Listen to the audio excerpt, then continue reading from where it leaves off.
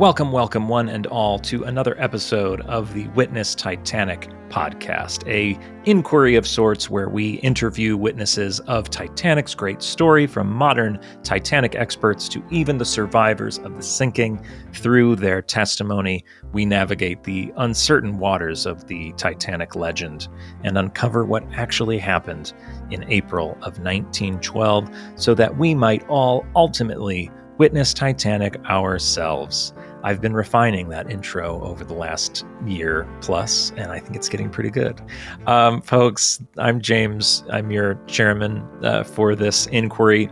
Today we have a very special episode. We haven't had a modern witness for a little bit since Mike Brady joined us a few episodes ago. So very excited to talk with another human being for once, instead of just talking to myself in my echoey inquiry chambers, I guess. I'm thrilled to talk to this gentleman. He invited me on his podcasty YouTube channel, and we had a great time talking. And so I said, you absolutely have to come onto mine.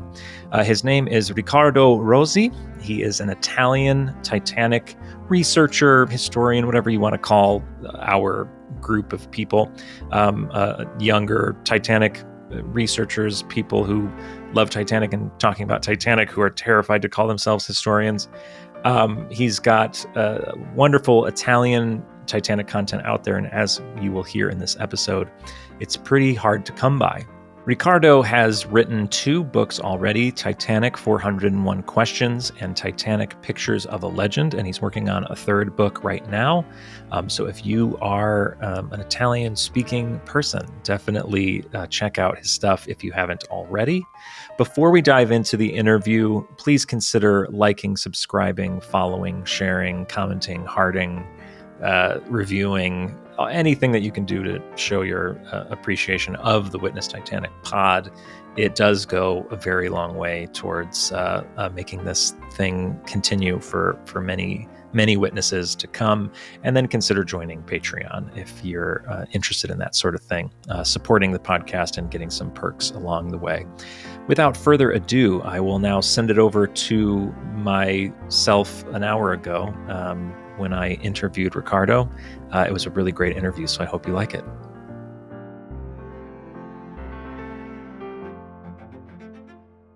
Folks, welcome, welcome. We are here with a special guest, a friend of the pod, Riccardo Rosi. Did I do pretty good on that? Okay, I did pretty well. Ricardo, thank you so much for joining us on Witness Titanic as a modern 2025 witness. How are you this lovely evening for you? Evening for me. Thank you for inviting me. It's really an honor for me to be here. I've been following your podcast since episode 1, and I think it's one of the best podcasts or anything you can find on any platform. So congrats for all the work you're doing. And it's really, really a pleasure to... Well, thank you. That's more than kind of you to say. I really appreciate it. You are coming from Italy. Where in Italy are you right now? Well, where do you live? Where are you from? I live close to Rome. It's like 30 minutes drive from Rome. I'm on the beach. So great. I'm very close to the capital. And I've been living here ever since. I have few members of the family in Missouri, in St. Louis. So I happened to go from Italy to the States when I was younger. Mm-hmm. I'm not young anymore. So I was able to pick up the language, thank God, because my father pretty much grew up in the States and then went back to Italy when he was around 15 years old. And that helped me a lot into doing the research that I'm trying to do and the information that I'm trying to bring here in Italy. Folks at home are wondering, potentially, so I'm sure plenty of people watching right now know who you are because they they follow you already. Mhm. How might people at home know you specifically in the Titanic world? Okay, so I'm pretty, let's say, new in Hmm. the Titanic community, speaking on internet, because Sure. I've been studying Titanic since I was 10. I'm 38, so that makes Hmm. a lot of time. But I always had this, not say passion, but more of an obsession with Hmm. the Titanic. So I pretty much all just my close friends knew about this thing that I had. I started doing TikTok just for fun during COVID, whatever. And then the Titan implosion happened. So I said, why don't I just do one video talking about it and talking about what I like? Everything went viral. And then I was like, I see there's a lot of people interested in Titanic here in Italy as well. I never imagined something like that. So I switched my TikTok into talking about Titanic, and then I moved on YouTube. So in Italy, people are starting to get to know me. In the States, I'm not sure because my channel is pretty much in Italian. Hmm. I had the chance to interview a lot of known people. Like, for example, I've interviewed Simon Matters, which was Robert Hitchens' great grandson. Right. I've interviewed Mark Chinside. So I'm trying to do everything I can to bring decent information here in Italy because unfortunately, uh, it's not a bilingual country. So, Yeah. and it's a problem because we don't have a lot of books. We don't have a lot of materials to work with. We only have one big historian here in Italy. He was the historian that I looked when I was young. The first books I Hmm. read was his. Right. But unfortunately, once you start digging into his research, you start noticing a lot of flaws, probably Hmm. because the research is a little dated. Sure. But he's been going on TV claiming that Titanic was switched, Oh and no. yeah. So I was like, And that's your only Italian source of is the only Titanic Italian knowledge. source that we have. That's tough. Yeah. So growing up, I started reading his books, and I was like an average Titanic enthusiast who knew information from his books. Right. But on my side, knowing English, I started first reading the inquiry.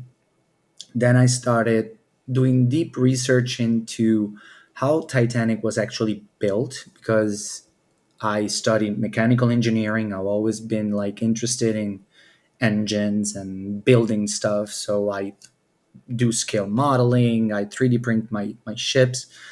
So I started to dig into like the technic aspect Right. of Titanic.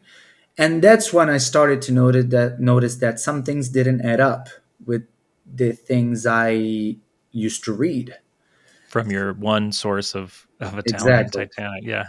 Wow. And it's a big problem because since, as I said, I'm new, let's say, people are always commenting like, why you're always saying everything that goes against what we've been Sure. told. I get that as well, and I know we share this. Like, Hmm. I make a couple videos about how there's really no evidence against Bruce Ismay, really, Exactly. that says that he said all the things that people say that he said, Hmm. and everyone is confused why I'm always pushing back against these things that have been accepted, and it's well, that's what that's a healthy thing in the historic world. If we watch the same documentaries with the same talking heads, it's partly why RMS Titanic incorporated the president at the time, Jessica. That's why she invited me on the expedition, because she said if the same people go on the expeditions every year, we're just going to see the wreck the same way. We got to get new eyeballs, new brains. And so clearly, especially in a country where you really only had a few sources of Titanic knowledge, it was going to take a bilingual person to bring more research into it. So it's a great service that you're doing for your country. Thank you. I see a lot of interest in the Italian community, and I get a lot of emails thanking me because Yeah. they're trying to understand the other side of the story of the Titanic, which is not the sensationalized Right. version of the Right. sinking. Which is what anybody who listens to this podcast, if anything, they're probably getting sick of me talking about the sensationalized. But this is a really great service that you're doing to be the Italian Titanic personality on the internet, because Titanic is just such an international story. Mhm. Literally, people of almost any country you can think of were on Titanic and lost their life on Titanic. So Titanic should be an international story, and it almost is. I was shocked to hear that you didn't have a lot of Italian Titanic content growing up. I'm sure the movie was available Oh yeah, with Italian subtitles. At it's least all did they have dubbed. Italian voices Yeah, dubbed up? And everything yeah, is dubbed. Yeah. great. So you at least had that to go off of. But yeah, like that was shocking to me, that there might not be, that Titanic isn't as international as I thought. And there were Italian passengers on board and crew on board. And I'm sure growing up, did you have a connection to them specifically? Like did anything about the Italian experience draw you in particular, because that's who you are? Okay, so the first time I learned about the Italian passengers was through this historian's book. He's really, really good into researching their history. Mm-hmm. But the, the tricky part is that we are not totally sure of how many Italian passengers were on board, because before Titanic, a lot of them were already emigrated to the UK. So Sure. on the records, they appear to be English passengers. Wow. Okay. So from the list, we know that there were 45 Italians on board, but one, who was a crew member, failed to join. So Okay. there should be 44. This 44, 12 were passengers.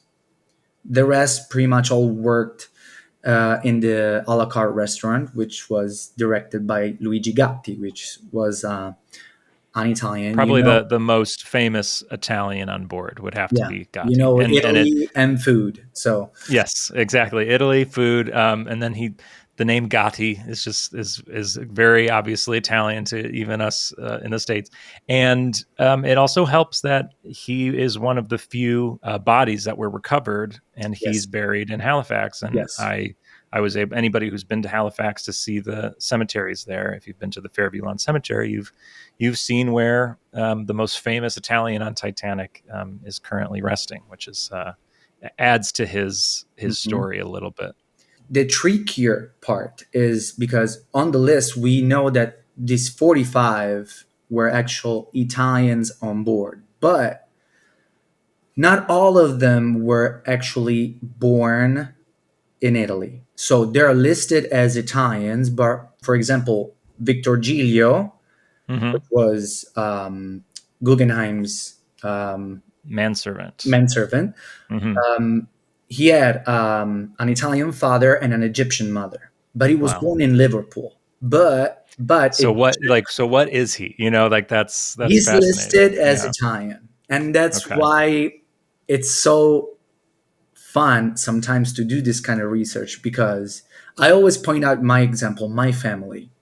My father was born in Italy, but he went to the States when he was 1.5 years old, and then Hmm. lived his life as a little boy in the States, and then came back to Italy when he was 15. So I'll say he's Italian. Sure. But his brother was born in Missouri and came to Italy when he was 2 months old. So is he American or is he Wow. Italian? And so you actually being in Italy, being from Italy, that makes it obviously much more special to be reading about these Italian passengers. Because when I would read about passengers, I never, and I didn't haven't really thought about this until talking to you about it. There's no passenger group that I feel particularly attached to. My heritage is I my family comes from Slovenia, which isn't too Slovenia. far from you. But there are Slovenian passengers, but Slovenia wasn't really a country at the time that Titanic sank. So we can there's a small handful of people who were born in places that are now Slovenia, which is great. But there's no information about them for the most part. So there's no group on the passenger list or crew list where I feel a particular attachment to. I love them all equally, I guess. It's hard to when you say there's not a lot of information about them, and there's not a lot of information about the Italians either, because Hmm. only four survived. Wow, So yeah, and one woman which was pregnant, her name was Argene Genovesi, and she named her daughter Salvata, which means saved. that is the most incredible thing that I have heard this month. I love that. I did not know that, and that is why what you're doing is so important. Like I've never read that anywhere. I've never heard. That's a fantastic thing. Thank you for telling us that. There's Wow. a lot of weird and interesting stories about the Yes, and that's what we that's want to. That's what we want to get into. I was a guest on your YouTube channel, which Mhm. was fun, and we talked a little bit about it there. And I was like, okay, well, you have to come on my podcast and talk about some of this stuff. There's some strange Italian stories regarding Titanic. So let's dive into a few. What do you got for us? Okay, so I'll start by telling you the story of Emilio Portaluppi, which Please was do. actually a survivor, one of the few survivors in male survivors in second class. Hmm. So he has an interesting story because he was supposed to go to America on the Oceanic, but he was a famous sculptor. He did a lot of work in Italy, and then he emigrated to the U.S. around 1903. He became quite known in the industry, and as far as we know, he came across John Jacob Astor and Madeline Astor, which apparently they hired him to create some sculptures for their new mansion. They were doing some work on the mansion they had, I think, in Rhode Island. Um, so he changed his ticket from Oceanic to Titanic, and he traveled as a second class passenger. The fun part is because he said that he was so attached to the Astors that he even went and had dinner with them in the a la carte restaurant. I don't know if that's true, Sounds like a stretch, but we'll let and it go for there now. will be a lot of stretches in Yeah. in this story. Um, So this is something he says that he had dinner with them yes, in the the a la carte problem restaurant. with Emilio Portaluppi is that every time he told the story of how he survived, he changed the story. Sure. So we have no clue how he got off Titanic. So And as we know on this podcast, anybody who reads the testimonies, the stories change as the years go by, and it's people ask sometimes why I don't do the same treatment for recordings of passengers. Why not play a recording of a survivor talking? Because we have plenty of audio and some video recordings of passengers, survivors recounting what happened to them. The problem is those are all from the 70s and Mhm. 60s, maybe, and it's been 50, 60 years. They aren't going to remember the things as well as they did in the weeks after. So focusing on the inquiries is great because it's fresh on the mind. They're under oath. They haven't had time to change their story. And it's not an insult to anybody who changes their story. It happens. It's a natural human thing. Our stories change as the years go by. It's a very natural thing. So sorry. So yeah, his story changed Changed each a time he lot told. because he, after Titanic, he went from Italy to the States quite a few times, but he actually came back to Italy around 1965, and he had this like tradition. So he celebrated after he came back to Italy. He celebrated his birthday every April 15th because he said that it was his reborn. Right. But he celebrated his birthday minus 30 because he was 30 years old when when he was on Titanic. Oh wow. So every time he celebrated his birthday, he invited friends, journalists, and he told Ah. his story. Okay. But adding details, taking off details, we don't know. Sure. So there are two major stories on how he survived. He might have been probably one of the few survivors that were pulled from the water. So we know that there were four people. Three, we know their names. Yeah. There were, Three for sure. There's a yeah, mysterious fourth. Yeah. Hoyt, which was a first class passenger who died Hmm. after he was picked up. Philip Moore was a steward. And then we have Fang Ling. The Hmm. fourth one might have been him, so Emilio Portaluppi, or Robert Daniel. Okay. But everything goes in favor of Robert Daniel because Emilio Portaluppi said that he, in the first version, that he jumped from the deck of Titanic like 20-meter Sure. dive, and he swam for like 2 hours. And then he said that he was pulled from the water from lifeboat 14. So that would have to be in Low. that final group because there were other people who, jumped off the ship Mhm, and were picked up by a nearby lifeboat. But mhm. usually when people are talking about getting picked up out of the water, they're They say usually referring to that last, exactly. lifeboat 14, Officer Low. The Yeah. problem is that he said that in his lifeboat, when he was pulled from the water, there were around 30 to 35 people. And then two or three died on board the lifeboat after they were picked up.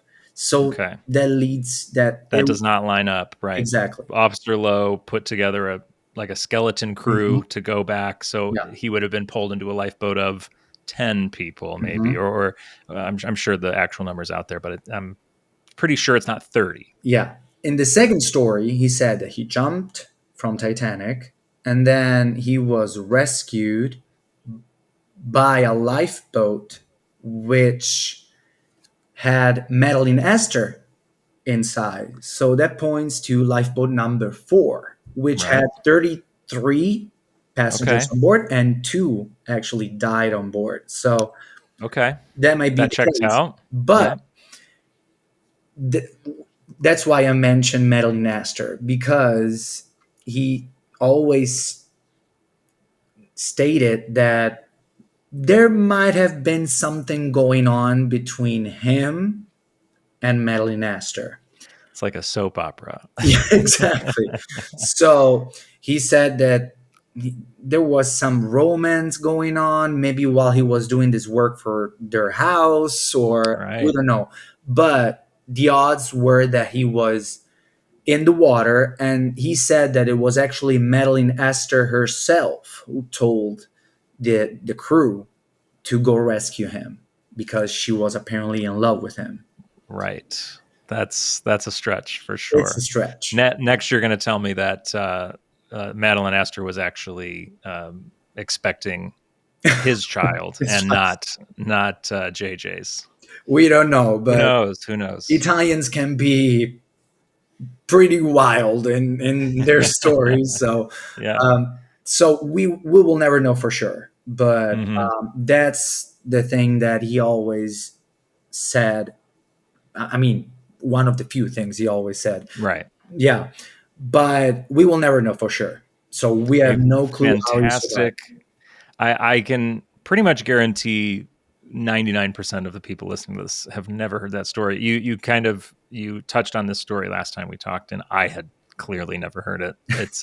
It's very fascinating, and it's why the newspapers, we covered this a bunch in the Charles Dahl episodes, that where when you dive into newspapers and these interviews that were made in the years and decades following the disaster, there's always a bit of space needed for exaggeration and storytelling, and clearly he's taking it to a new level.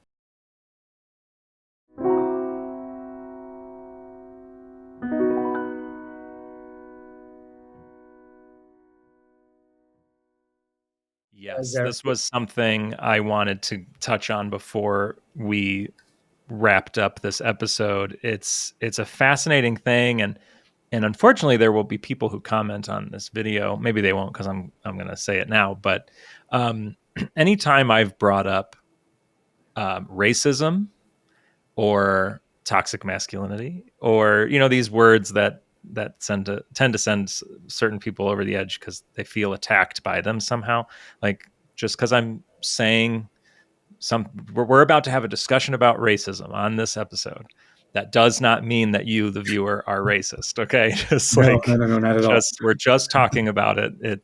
There are racists in the world, and that's who we're talking about, A and lot that's of not them. you. Good job.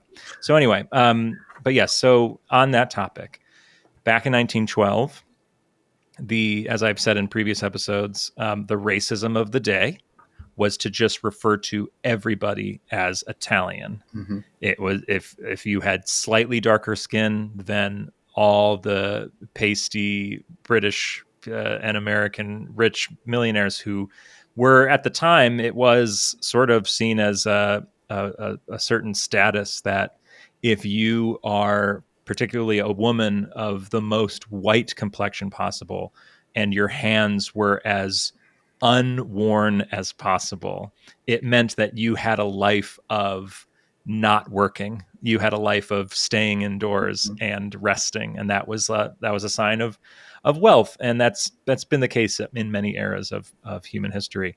So if you are a passenger in third class on Titanic, or if you're a crew member or whatever, and you have darker skin, you are Italian, and that was sort of a derogatory term, and it Yeah. appears in the inquiries. So I wanted to ask about your reaction to that, and what that's like to read Fifth Officer Lowe in his testimony in the inquiry, claiming that a group of Italians rushed a lifeboat. Yeah, I've been when I started hearing this, all books covered this term, Italians, Hmm. like a bunch of Italians rushed Yeah, the deck. And in these books, they were stating that they were probably all the restaurant stuff of the a la yeah, carte restaurant that went on deck, because this historian didn't know this translation issue. This term Italian, I did some research to find how actually how everything began, because I was like, why Italy? Why hmm Italians? So there was always been kind of admiration and aversion between English and Italian and in England or Italy, because there was a lot of immigration coming from Italy around end of 1800, starting of 900, and a lot of us were seen like aliens or not of course. emigrating legally and everything. So what I found out was that it all became by nicknaming this people WAP, WOP. I don't know if it's pronounced WAP or WAP. I don't know. It's Hmm. the acronym for without a passport. That's how illegal aliens were called back then. Hmm. But I have no idea how from that it became Italians. But there's always this thing with Italy. Every time you speak about Italy or Italians or the mafia or Mm. this and that, so and it didn't change. So I'm telling you, after more than a century, it didn't change. Every time I go to the States and I say that I'm Italian, they're like, "Oh, the mafia." Uh, we even Yeah. have we have the WhatsApp group that I have with my cousins in the States is called Italian Mafia. Oh, that's funny. Yeah. But everything Um, came out from Lowe's testimony in the inquiry mhm. because he was referring a lot of Yeah. this Italian, and even got the Italian ambassador a little mad. His name Yeah. was Guido di Vincenzo. Because Guido di Vincenzo, the ambassador, wanted to put his testimony on record.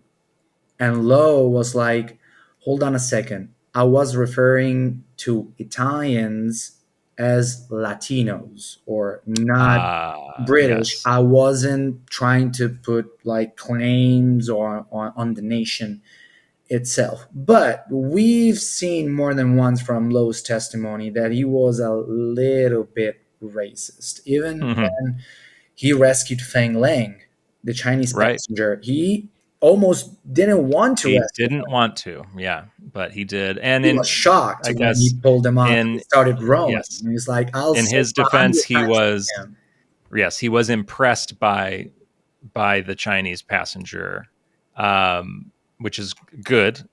But it's too bad that he had to get to that point where he almost left him behind Yeah, just due to that. Yeah, and it's funny. There's a lot of like complaints in the world today that people are too woke. Is of course the word that is just gets under everyone's skin now. And it's funny that Lowe apologized for the things yeah, that he said back then, because he he was using a word incorrectly. He was blaming an entire population of the world yeah, for what he was seeing, and he wasn't the only one. I mean, we just a few episodes ago in this podcast, I forget if it was Barrett. I think it was Barrett.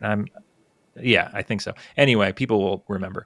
There was a witness on this podcast who, in his testimony, also used the phrase that there were a few Italians in our boat, yeah. and and I believe it ended up being a Syrian It was a passenger, or Syrian passenger. yeah. Yeah, So not quite. But that's just the catch-all term. It's there. There's always at different times in history. There's always going to be the other group that we don't feel comfortable with, that we fear are encroaching on our neighborhoods and our jobs and all that. And I don't subscribe to any of that at all. In 1912, it just seemed Italians was the group, and that's where the derogatory phrases come from. And, in the United States at the time, it might have been Italians, it might have been the Irish, it might have been just anybody who threatened the group, the, hmm, the normal group, and their happiness and their power. Whoever is threatening that is the group that's going to be the group that gets the brunt of this sort of thing. And then fast forward to today, we're still doing it. yeah, Not to get on a whole political soapbox. I'm not trying to turn this into anything, but today, of course, in the United States at least, the immigrants from Mexico are, of course, the group that are currently the other, hmm, and if there was a Titanic disaster today, the inquiries might be, a group of Mexicans rushed the boat might be what was said instead of Italians, yeah, because that's just the way it is, and it's a timeless issue. We thankfully can get past those things. At least the a majority of the population can get past those things. We go out and we meet the people that make us uncomfortable. We move to cities like I moved to New York after college, and for the first time, I was the minority in a neighborhood, and I got to learn so much. I got to hear amazing new music and eat amazing new food, and Cultural you know, exchanges are yeah, what exactly, they make you rich. yeah, Travel, meet new people, meet new culture, eat new food, yeah, music, everything. Any human contact gives you something that you didn't have. yeah. So that's why I say probably the richest people in the world are the one that get to travel a lot. Yeah, it's good for us, and it's certainly bad for us to just never leave Hmm. our like little hometown with the people who look like us and eat like us and sing like us. Like it's maybe not unhealthy, but it's certainly you're missing out on so much if you don't go talk to that person that Hmm. is different, and that might scare you initially. And to bring this back to the topic at hand before anybody thinks that this is unrelated, it's so related. America has been celebrated in the past for being a melting pot of the world, and it's because of Titanic and ships like Titanic that made that possible. Titanic was a true melting pot of Yeah, countless countries and cultures. And yes, there's these examples of racism, because of course there were, but those people coming to the United States on board Titanic actively bring these cultures together, make the world a better place, make us more comfortable with each other, because we're all the same. We're mhm. all just trying to be happy. Okay, now on to my final question, and then we'll wrap this up. I like to ask all my witnesses before we end their testimony with us, just a little palate cleanser. Is there something that you love in this world, maybe something that you are almost as into as Titanic, but is not Titanic related? What is another thing you can speak on? That's a tricky question because I have a lot of things that I like to do. But Great. one of my favorite things that I do in my free time is scale modeling. So I see there's a model behind you. that's the Lego Titanic, but Oh, okay. my house is a museum. I Okay. Cool. My background in engineering, so I build them, I put them together. They're like 6 feet models, so they're huge. But it's kind of Titanic related. So if Yeah. I Yeah. have to Sort of. switch to something that it's not Titanic Yeah. related, I'll have to go with my job. Hmm. So I grew up as a gymnast, so I won different national championship.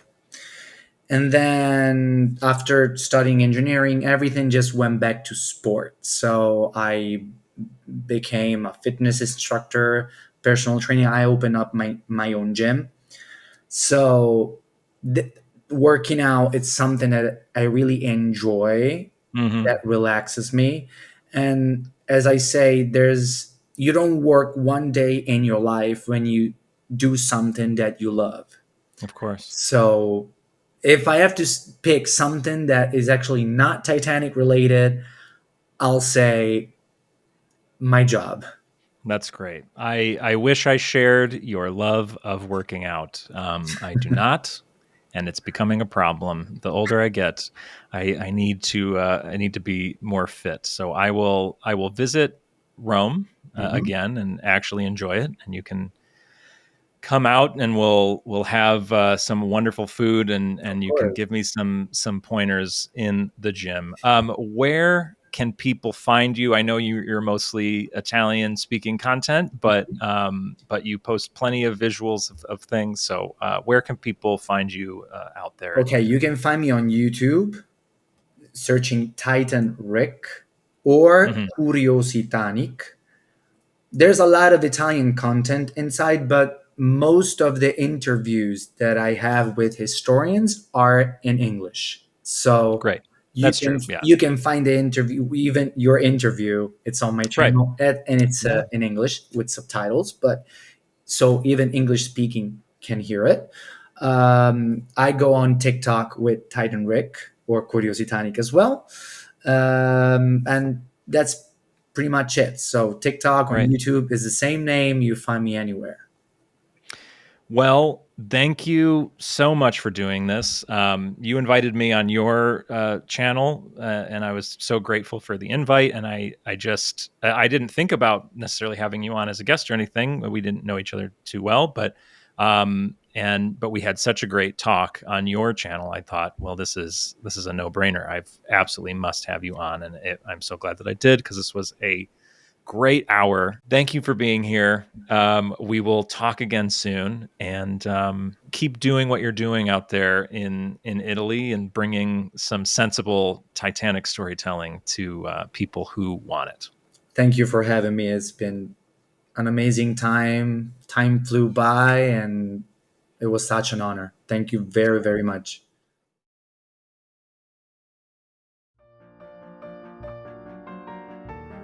And with that, the witness withdrew. That's it for Riccardo's testimony. We will absolutely recall him in the future to share more Italian stories with us. I hope you enjoyed the interview as much as I did. It was just so much fun to chat about some of these strange Italian connections to Titanic. Thank you for joining. Next episode, we are going to get back into a 1912 witness. I feel like we've been so distracted by the Titan report, and now we had this modern witness. It's time to get back to what really makes this podcast special, which is the 1912 survivors. We have a very special survivor on the docket. It was chosen by my patrons. I do a vote on Patreon every now and then, asking who they want to hear from, and their options this time around were the three wireless operators on the night that Titanic sank. Three of the surviving ones, of course. Harold Bride of the Titanic, Harold Cottam of the Carpathia, and Cyril Evans of the Californian.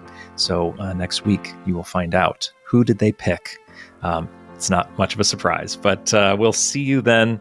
I'm James Penca. Be kind to each other, Titanic community. We will see you when our inquiry reconvenes.